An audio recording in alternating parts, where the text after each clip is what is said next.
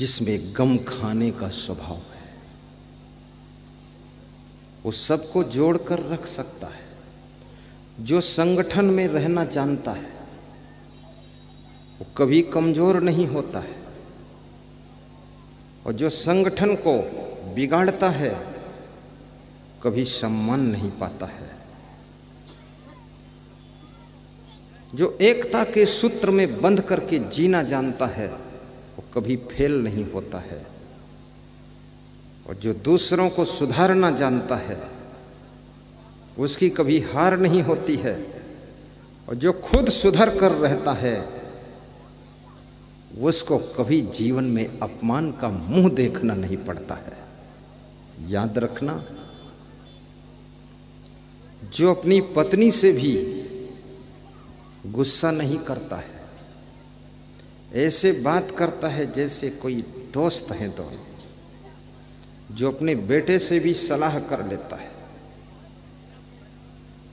जिसको बाप होने का अभिमान नहीं है,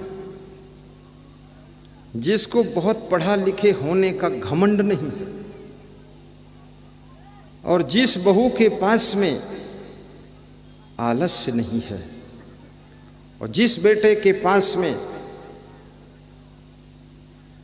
पिता के प्रति आस्था है, माँ के प्रति श्रद्धा है, देश के प्रति निष्ठा है, गुरु के प्रति समर्पण है, याद रखना वह घर मंदिर और आश्रम से कम नहीं होता है। उस घर में रहने वालों को कभी कोई गम नहीं होता है, हमेशा जीवन धन्य होता है।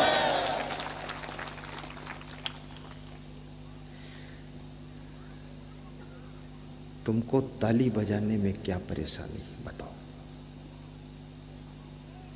ऐसा चौकन्नी बैठी है महिलाएं कि एटम बम गिरने वाला है। हाँ, इधर पुरुष लोग भी बहुत अलर्ट है कि हिंदुस्तान पाकिस्तान बॉर्डर है ये। दमदार ताली बजाया करो, हंसा भी करो। हंसता वही नहीं है जो बहुत जगहों पर फंसता है, और जो कहीं नहीं फंसता है वो हमेशा हंसता है। तुम्हारी हंसी को छीनने वाले तुम्हारे अवगुण हैं, तुम्हारी बुरी आदतें हैं, तुम्हारे अंदर जो दुष्कर्म हैं वो तुम्हारी हंसी को नष्ट भ्रष्ट कर देते हैं।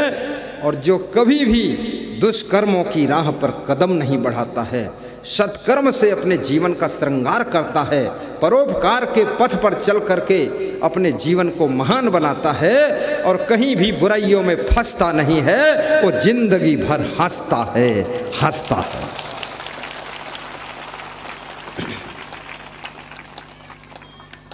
राजस्थान के एक भक्त ने मुझसे पूछा कि शुरू से देखता हूं तुम हंसते बहुत हो, बात क्या है? तो हमने कहा अगर कोई बात होती तो नहीं हंसते, कोई बात ही नहीं इसलिए हंसते, क्योंकि अंदर कोई अवगुण नहीं है। बचपन में बच्चा क्यों हंसता है, क्यों किलकारी मारता है, क्यों मुस्कुराता है? क्योंकि बच्चे का अंतःकरण निर्मल है, मन निर्मल है, इसलिए हंसी खुशी से किलकारी मारकर जीवन जीता है। ज्यों ज्यों उम्र बढ़ती है कोई न कोई बुराइयां आती है, और वो बुराइयां याद रखना तुम्हारी हंसी खुशी और आनंद को नष्ट कर देती है। इसलिए मैं निवेदन करूंगा कि खुश रहना चाहते हो तो बुराइयों से बचो, हंसकर जीना चाहते हो तो अवगुणों से बचो, आनंद में जीना चाहते हो तो फैशन व्यसन विलास से बचो, और हमेशा सुखी रहना चाहते हो तो याद रखना फिर सत्संग और भक्ति में डूब जाओ और प्रवचन रात दिन सुनते रहो, फिर तुम सदा सुखी रहोगे।